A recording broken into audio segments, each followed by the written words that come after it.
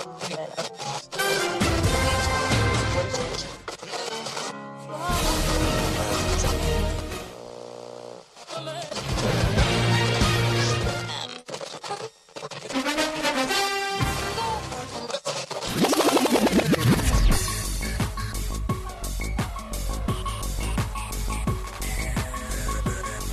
your headphones and pour your favorite beverage.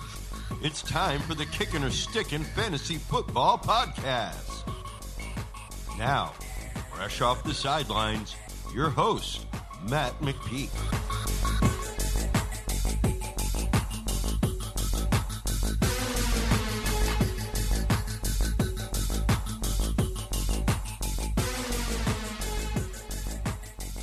Fantasy freaks and geeks, what is up? Welcome to the AFC EAST offseason recap, 2020 season preview episode of the Kickin or Stickin Fantasy Football Podcast. We're going to check out the AFC EAST today, the division that's been dominated by the Patriots for a good 20 years now. So let's start it off with the AFC EAST champs from last year, the New England Patriots. They finished 12-4. They were 5-1 in the division again.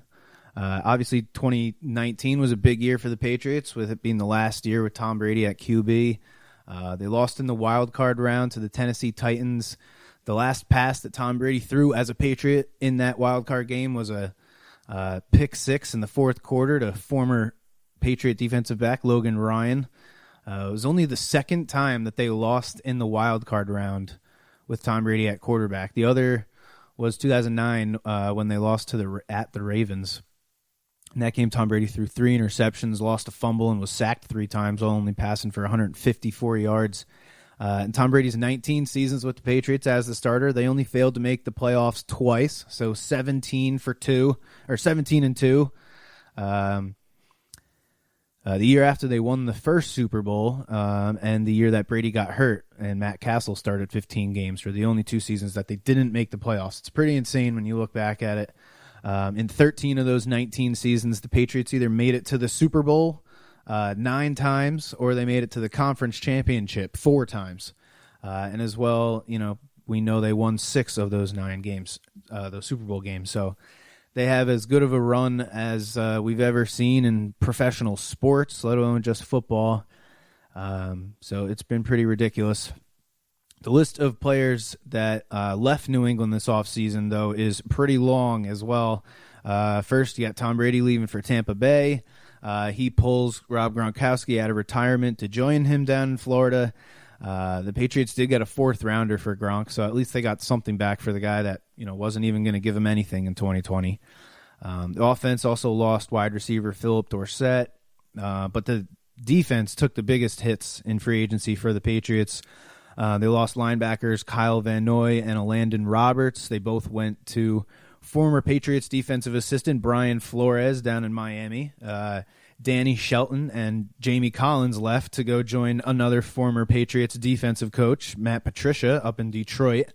And then free safety Nate Ebert left for the Giants, and their new head coach, who, you guessed it, was a former Patriots special teams coach. So all these guys left to go play with Bill Belichick disciples.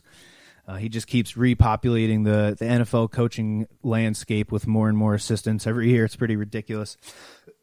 Sorry.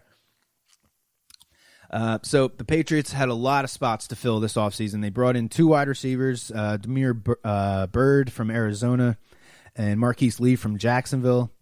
They signed Brian Hoyer for his 3rd stint with the Patriots. On defense, they signed Brandon Copeland from the Jets. They get Adrian Phillips from the Chargers and Bo Allen from Tampa Bay. The Patriots defense was historically good last year. So all these new guys, they definitely have some big shoes to fill. Last year they had 36 total takeaways, and they scored 7 non-offensive touchdowns, and they had a safety. So the defense was getting it done for sure. They allowed just over 12 points a game, over 2.5 points per game less than the next closest team, who we'll talk about next, actually. During the draft, New England traded their 1st-round pick to the Chargers for number 37 overall and number 71. So they gave up their 1st for a 2nd and a 3rd. Their first 3 picks were all defensive players, starting with Kyle Duggar, safety from D2 Lenore Ryan. They took 2 linebackers, Josh Uke from Michigan and Fernie Jennings from Alabama. So that replaces those linebackers that they lost to Miami. Then they took 2 tight ends, so Devin Asasi and Dalton Kanee. In the 5th round, they took a kicker from Marshall, Justin Rohrwasser. And then in the 6th and 7th rounds, the Patriots took 3 more offensive linemen and another linebacker. So it's clear the Pats' draft strategy was to kind of stock up on youth on defense, especially at linebacker, and then go after some offensive linemen. The Patriots have gotten a lot of flack for taking a D2 player with their first pick and then drafting a kicker in the 5th round. But Belichick and the Patriots have been always, one of the best teams at evaluating talent and developing players, especially at linebacker. You look at all the early days of Belichick as a defensive coach, with LT, and then the dynasty with Teddy Bruschi and Willie McGinnis. Belichick's always had great linebackers on his teams. The Patriots are going to be really interesting this year. We're going to get the glimpse of Bill Belichick-led team without Tom Brady. You're going to see, what this offense can do without one of the best players of all time in any sport. One interesting thing I'm really going to be paying attention to is their last year's first-round pick, N'Keal Harry. He was a huge disappointment in his rookie season.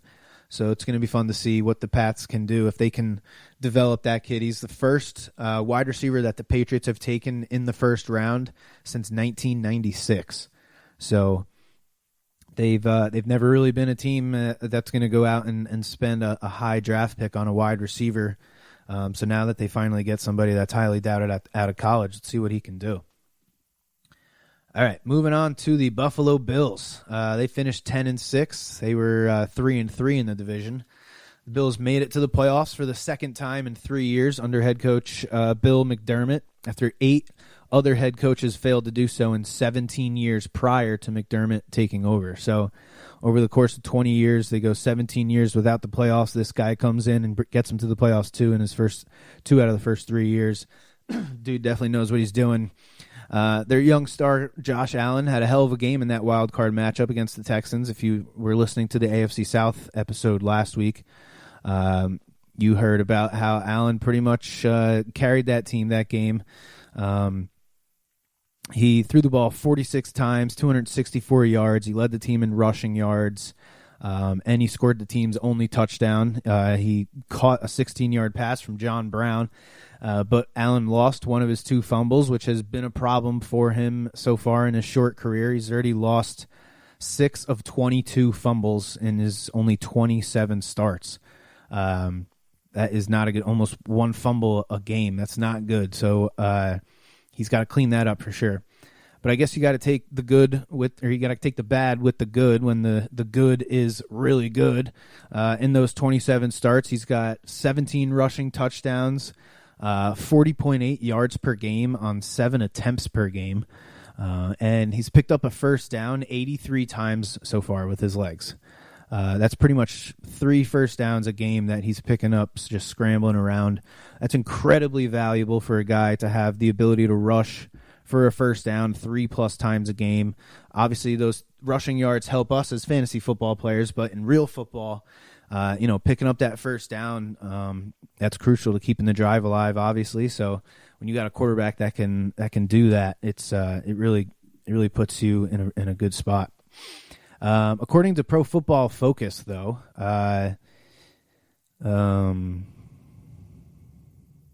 sorry about that. Yeah, according to Pro Football Focus, Allen was the worst quarterback in the league at completing passes traveling more than 20 yards in the air last year. And he had the 4th highest percentage of passes deemed uncatchable and inaccurate. So he's really got to try and clean up those deep balls. He's got one of the better deep route runners in John Brown, and now with Stephon Diggs, who's kind of proven that he can run deep routes, he can run from the slot, he can do whatever you need him to do. So those kind of stats are scary for me. Someone that in fantasy, last year I was actually lucky enough where I waited a little too long on quarterback, and Josh Allen was on the waiver wire come week 1, and so I just added him, and I was planning on streaming, and I ended up pretty much just keeping him throughout at least the first half of the season, I think, because he was good, man, and those rushing numbers really help the floor of your quarterback make maybe somebody that would be someone that's only worthy of a streamer all of a sudden becomes an every week starter just because he's going to get you an extra 3 or 4 points rushing every game.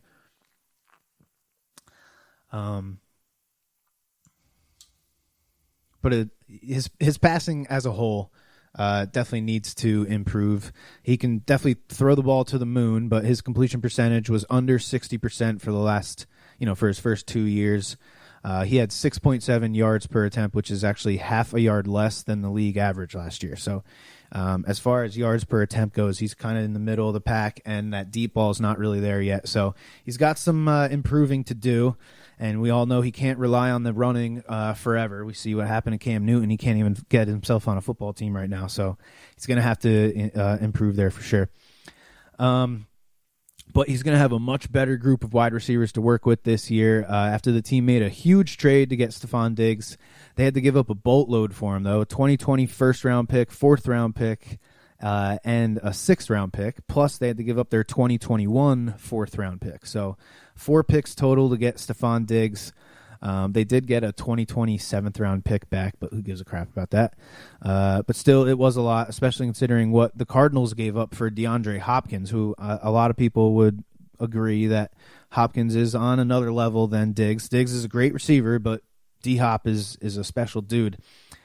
The Bills needed a wide receiver, and they needed a legit number 1 guy that can take the pressure off of John Brown, Cole Beasley, and their young tight end, Dawson Knox, and let them play their roles and not force them to be expected to do too much. So I'm excited to see what that offense can do going into 2020. The defense in Buffalo is going to look vastly different, though. Shaq Lawson and Jordan Phillips, the team's 2 top sack getters last year, both left in free agency. Cornerback Kevin Johnson, who started 10 games and played in all 16 of them. He actually played 53% of the special team snaps. He also left. So the Bills were very busy in filling all those shoes. They started with signing a couple defensive ends, Mario Addison from Carolina. Then they took 2 linebackers, A.J. Klein and Tyler Matatevich. They then signed 2 defensive tackles in Vernon Butler and Quentin Jefferson. Last but not least, the Bills then signed cornerback Josh Norman to play opposite Trey White. So somebody that Sean McDermott is familiar with. He brings Josh Norman up there.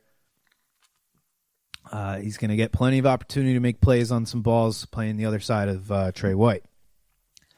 Then you had the immortal Frank Gore, also left in free agency and signed with the next team that we're going to talk about. But the Bills drafted him or his replacement in the 3rd round, Zach Moss from Utah. He's a straight-up bowling ball kind of guy, but he's got good hands as well. He'll be a great complement to Devin Singletary.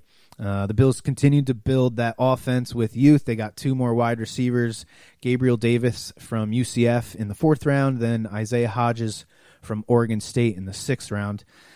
Josh Allen now has three legit experienced wide receivers that are going to complement each other very well, with 2 young wide receivers to kind of grow with over the next couple of years.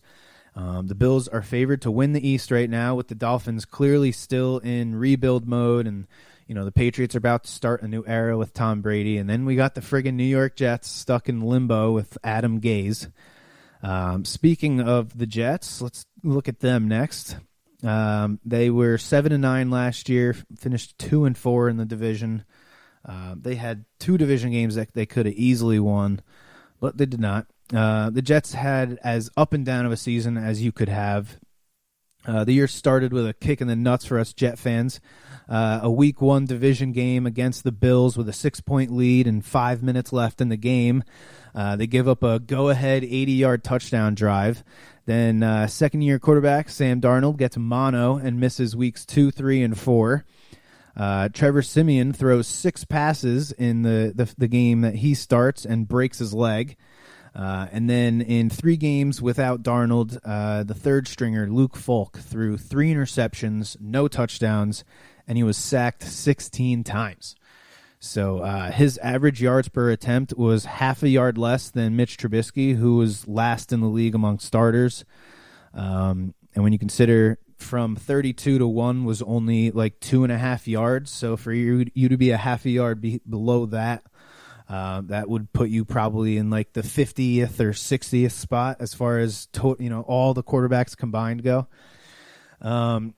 So yeah, I mean, if you're among Jeff Driscoll and Ryan Finley as far as yards per attempt goes, you're probably not going to stay in the league all that long. So then Darnold comes back from mono in Week 5 against the Cowboys. He goes and he outplays Dak Prescott in Dallas. Looks really good, gets us Jet fans all excited, gives us a little bit of hope, and then they go to New England on Monday Night Football and just get completely stomped out. Gave up 3 touchdowns to Sony Michel. Darnold gave up a safety, and while he was mic'd up, he was caught saying, "I'm seeing ghosts out there," after he threw one of his 4 interceptions that game. Weeks 8 and 9, 2 more losses to 2 teams that would eventually go and pick ahead of them in the draft, Jacksonville and Miami. But they did win 6 of their last 8 games. They scored a respectable 22.5 points a game over that stretch, so they're going to look to kind of build on that second half of the year performance from them in 2019. They absolutely needed to address offensive line. Like I said, the backup quarterback position got sacked 16 times during those 3 games. They also the rushing defense was actually finished number 2, but their passing and total scoring defense was middle of the pack. So they definitely needed to get a couple more playmakers on defense as well.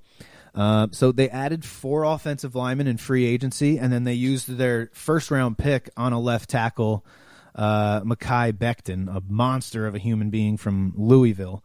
So they pretty much brought in an entirely new offensive line, 5 new offensive linemen, one of them being this big-ass rookie. They also drafted Cameron Clark from UNC Charlotte. So they drafted a second tackle. Robbie Anderson left for Carolina, so the Jets signed Brashad Perriman to a 1-year deal, and they drafted Denzel Mims in the second round from Baylor. I think this Jet wide receiver core could be halfway decent if the completely retooled offensive line can protect Darnold. Jamison Crowder has a career catch percentage of 66.3. That's only a 1/10 of a yard away from below Julian Edelman's career catch rate. Brashad Perriman caught 6 touchdowns last year on only 69 targets.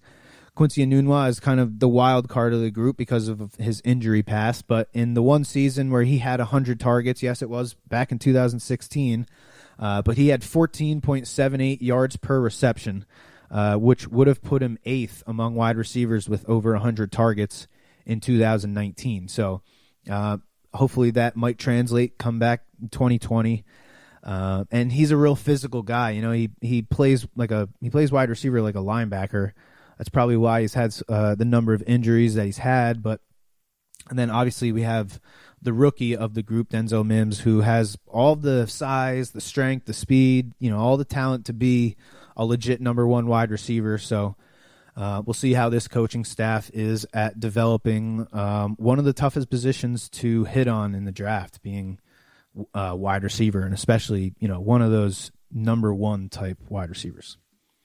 The running back position has also seen somewhat of a turnover with the team signing future Hall of Famer Frank Gore.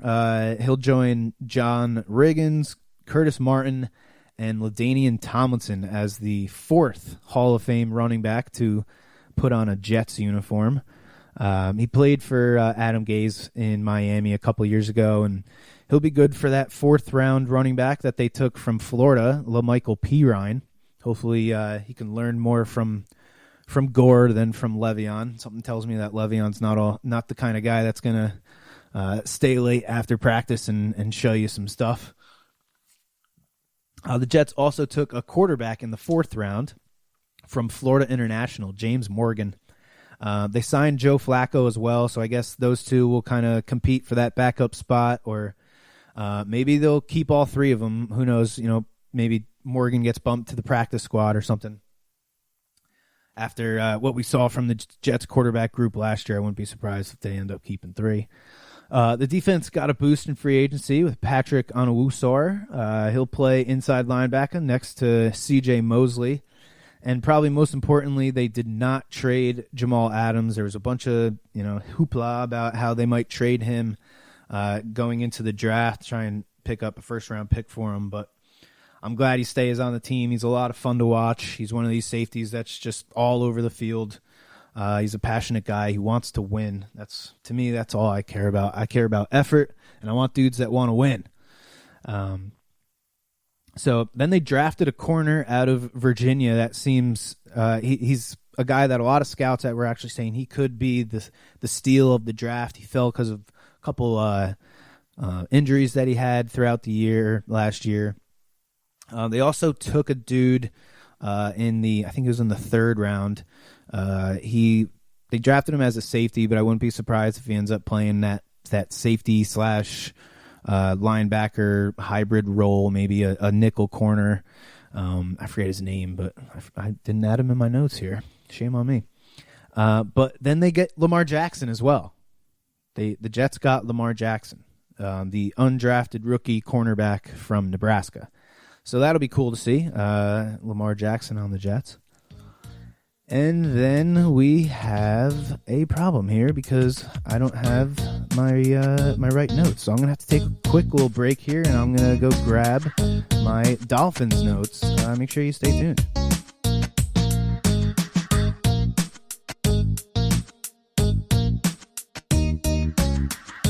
And we're back with the Miami Dolphins, probably the team that had one of the more interesting off seasons in 2020 here. They finished 5-11 last season, 2-4 in the division.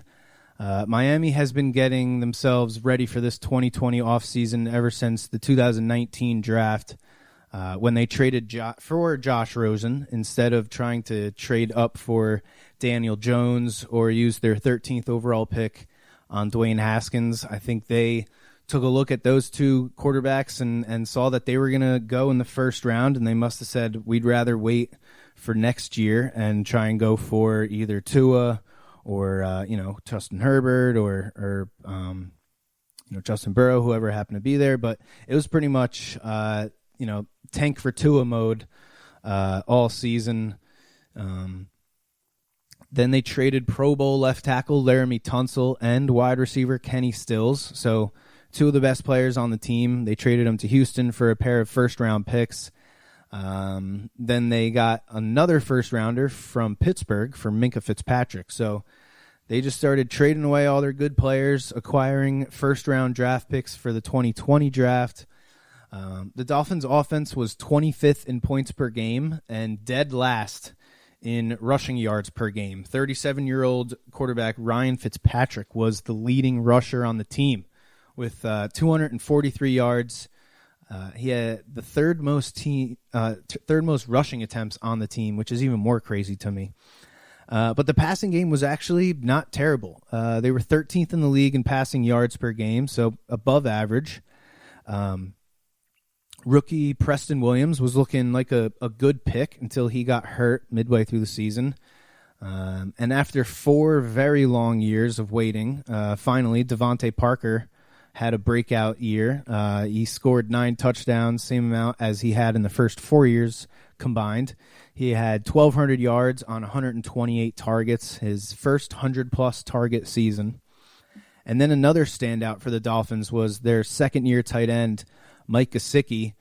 He finished as the number 11 tight end in half PPR. He had 5 touchdowns, same as Travis Kelce and George Kittle and Hunter Henry. And then among the top 12 tight ends, which he was number 11, only Mark Andrews, Jared Cook, and Hunter Henry had more air yards than Gesicki. So he was being used as a deep threat, not just a guy that runs to the sticks and looks for a quick throw. He had 89 targets on 65% of the offensive snaps, which was more than Andrews, Cook, and Henry, the 3 guys that had more air yards than Gesicki. So if he can keep that snap count up and stay on the field, you got to figure his targets have to go up. Especially he only started, I think it was 6 or 7 games, but he did play in all 16 of them. But if he's going to be a guy that's in that basic lineup every week and he's starting every game, you got to figure his targets are going to go up. And if he's going to see the same air yardage, then he should be a monster. I'm excited about getting him late in the draft, or even maybe as a guy that I pick up as a streamer midway through the season. Also, the offense didn't really add any other pass catchers this offseason besides wide receiver Malcolm Perry from Navy in the 7th round. He was announced as a wide receiver on draft day, but he split his time between quarterback and slot back. So maybe he ends up playing that Taysom Hill role, where the same role we're kind of all expecting Jalen Hurts to play up here in Philly.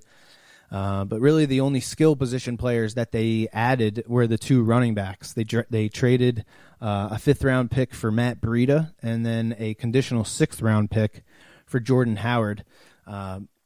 Not a bad way to get an NFL starting caliber 1-2 tandem of running backs, Howard and Matt Breida, for a 5th and a 6th-round pick. It's pretty good work by the Dolphins there. They did sign 2 offensive linemen before the draft, though, with the former first-round pick from the Giants, Eric Flowers, and the Patriots center from 2019, Ted Karras. However, on the other side of the ball, the Dolphins were extremely aggressive in free agency on defense. They signed 8 defensive players, and they re-signed another one, starting with Byron Jones from Dallas. The Dolphins now have the 2nd and 3rd highest paid corners in the league, with Byron Jones at $16.5 million and Xavier Howard at $15.1 million. They also added 2 safeties to the secondary. So Byron Jones' teammate in Dallas, Kevon Frazier, and Clayton, this one's going to be real tough, Fidelem from Cincinnati. They also signed 3 new linebackers, Kyle Vanoy, Landon Roberts from New England, who we already covered, and Camus Gruger-Hill from Philadelphia. They also signed a pair of pass rushers in Shaq Lawson and Emmanuel Ogbah. So the defense is going to look very much different. They should be much better. The Dolphins had more ammunition than I can ever remember a team having heading into a draft. And I've been a fan of watching the draft since, I've been 13, 14 years old. So we're talking 15 years now. I can't ever remember a team with 3 first-rounders and 2 second-rounders. They had 5 picks in the first 56 overall. So in the first 2 rounds, 5 picks, that's ridiculous, man. Obviously, the big name in the draft for the Dolphins was Tua Tagovailoa. They took 5th overall, not a bad spot to get your potential franchise quarterback. But the Dolphins really focused on the offense and defensive lines in the draft. They took 4 O-linemen. They took 3 defensive linemen. They also added 2 more defenders to the secondary with their 3rd pick in the first round, cornerback Noah Agbayani. So they now have 2 of the highest paid corners plus a first-round pick as a corner. They are not going to be fun to pass the ball against when you combine the pass rushers that they have and these cover corners that they have. Then in the 3rd round, they went and they get a safety, Brandon Jones from Texas. So they are stocked up on defense. We've seen this happen before where teams just go out and spend wild money in free agency on building a new defense. So we'll see if this actually pans out. The team I'm thinking of is that Eagles team from, I don't know, maybe 10 years ago when Vince Young came on the team and said it was the dream team, and they had all these players, and they ended up, I think, 6-10 or something. The key schedule run for the Dolphins. They start the season with 2 division wins, or 2 division games at the Patriots versus the Bills.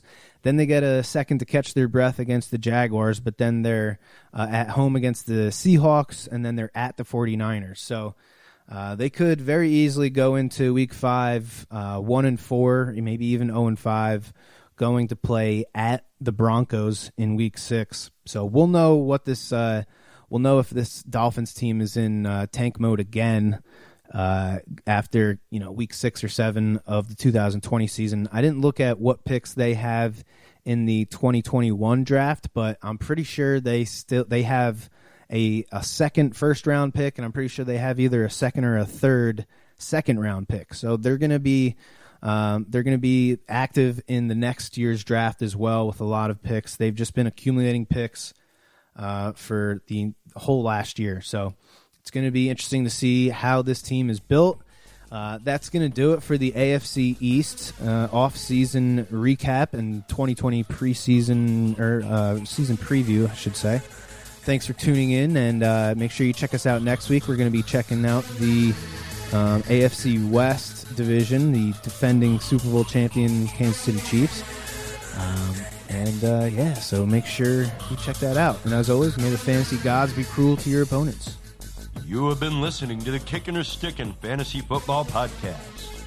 For more great episodes and information, follow us on social media and tune in every week. Kickin or Stickin is available on Google Podcasts, iTunes, iHeartRadio, Spotify, Alexa, Reach.tv, or your favorite podcast service.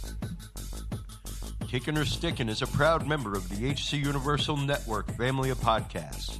To find out more about this and other great shows on our network, visit us online at hcuniversalnetwork.com today. Fantasy football is fun, but gambling addiction destroys lives. If you or someone you love suffers from gambling addiction, please do not be afraid to seek help. The National Council on Problem Gambling operates the National Problem Gambling Helpline Network. Contact them today at 1-800-522-4700. Thank you for tuning in to the Kickin or Stickin Fantasy Football Podcast. Please remember to play responsibly and always look for your man downfield.